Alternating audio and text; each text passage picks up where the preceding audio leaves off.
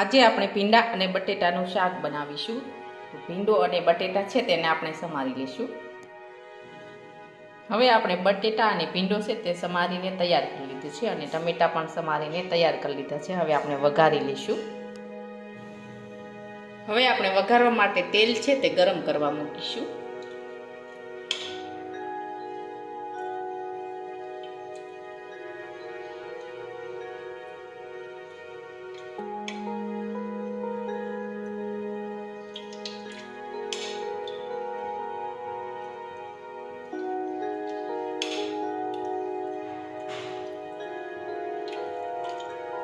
હવે આપણે તેલ છે તે ગરમ થવા દઈશું.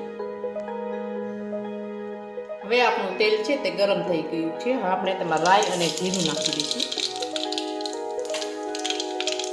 હિંગ નાખીશું. હવે આપણે સમારેલા બટેટા નાખીશું.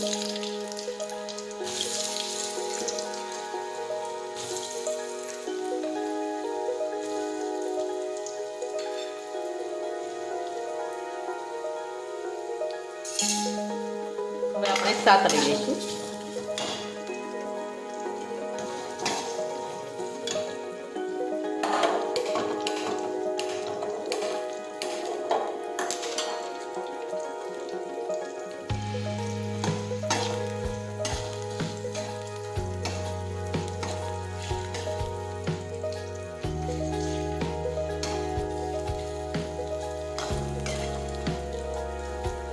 હવે થોડી વાર આપણે બટેટાને સડવા દઈશું.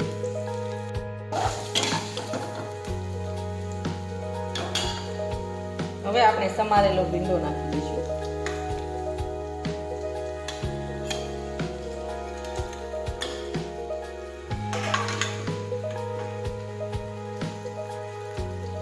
હવે આપણે ફરી સાતળી લઈશું.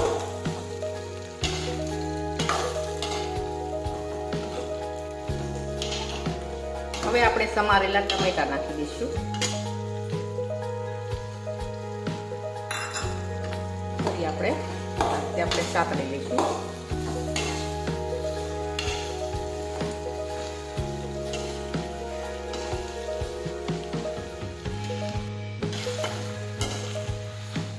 હવે આપણે ગેસ છે તે થોડો ધીમો રાખી અને ઢાંકી દઈશું. હવે આપણે સડવા દઈશું.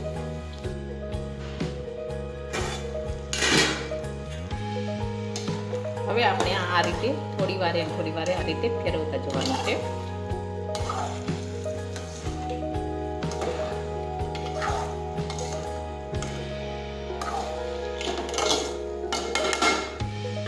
ફરી પાછી આપણે ઢાંકીને મૂકી દઈશું.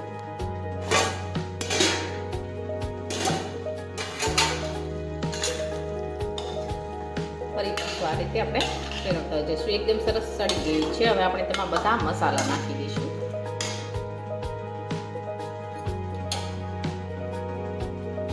હળદર નાખીશું.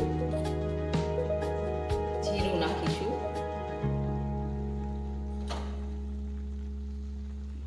મીઠું નાખીશું.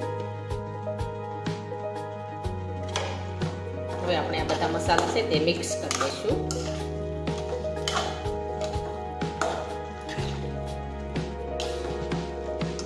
હવે આપણે ખાંડેલી લસણવાળી ચટણી નાખીશું.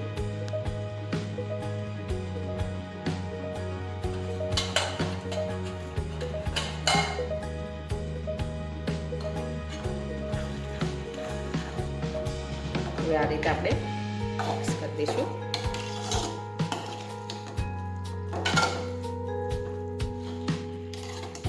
થોડી વાર આપણે તળવા દઈશું.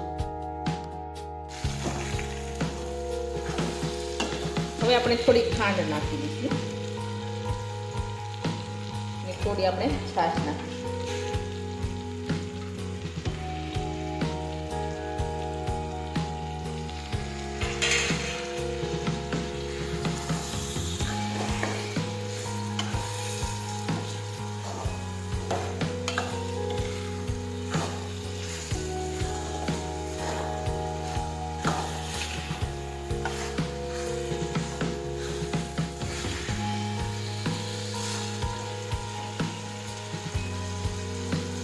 શાક છે તે એકદમ સરસ બનીને તૈયાર થઈ ગયું છે. હવે આપણે ગેસ છે તે બંધ કરી દઈશું.